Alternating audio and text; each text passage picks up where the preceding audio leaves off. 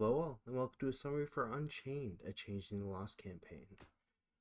We picked up leaving Lord Malice's party. Despite the situation Joseph and Lord Malice found themselves in, secrets were exchanged, speaking of the haunted forest and the spooky tree that might have connection to Autumn. The group left, concerned but with high hopes what to happen. Suddenly, the thorns burned away into rubble.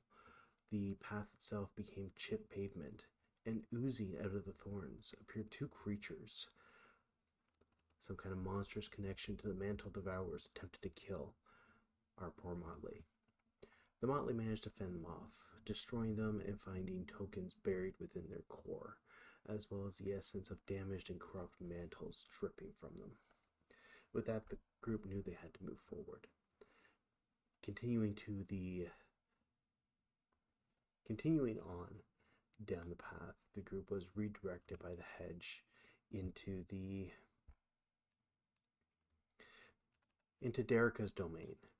There, from the spooky house, they knew a short trot that would take them to the Grey Witch Soul, which they followed.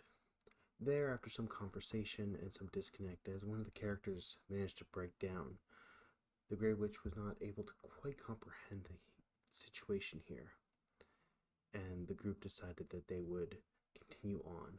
They needed to find someone. They needed to solve this problem. They needed to get to the Silvertail Trod. With that, they dove in, dipping down into the rainbow waters. The group was separated. Amber and Alice managed to find Apollo, who, having time to judge them, found that the false mantle he was able to discover, and it made him uncomfortable. However, the group continued onwards, the others meeting up with Flora Key, connecting with him, learning of the hiddenness there, and continued down the Silver Trod until they made their way to the Green Witch, past the library. There, the Green Witch introduced herself to the others, discussing, that she was some kind of connection between the witches and the freehold, asking how things were going, ensuring that people were not using royal contracts, and a great deal of other information that was never passed on in the freehold.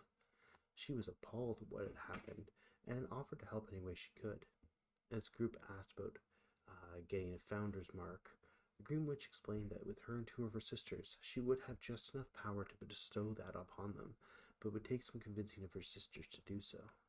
She also spoke of the Silver Witch, and information was discovered about her. And then the group split up. Amber and Tig made their way to the marketplace, Alice and Joseph to the real world, and Leonard went to check on the Silver Queen, the Winter Queen. Connecting with the Winter Queen and having some conversation, the Winter Queen seemed concerned that she may pass in all of this. However, meanwhile, Joseph and Alice went to destroy some of the tokens they had. Spring is destroyed, and Joseph came out relatively okay.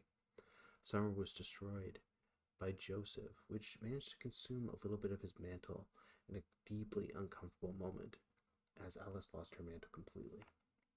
Without two courts now, who knows what will happen to the city? And deep in the chamber market, Goblet Market, Tig went to Charles to strike a deal.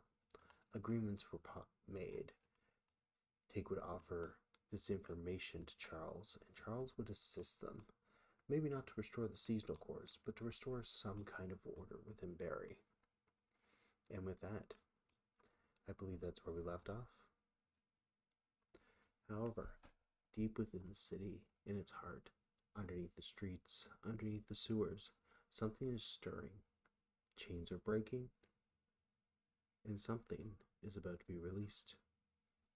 And with that, we'll see each other next time. I know one of our characters is out, so we will discuss if you want to do Hellscapes and see what it's like, or if you want to skip a week. Please let me know. The sooner the better.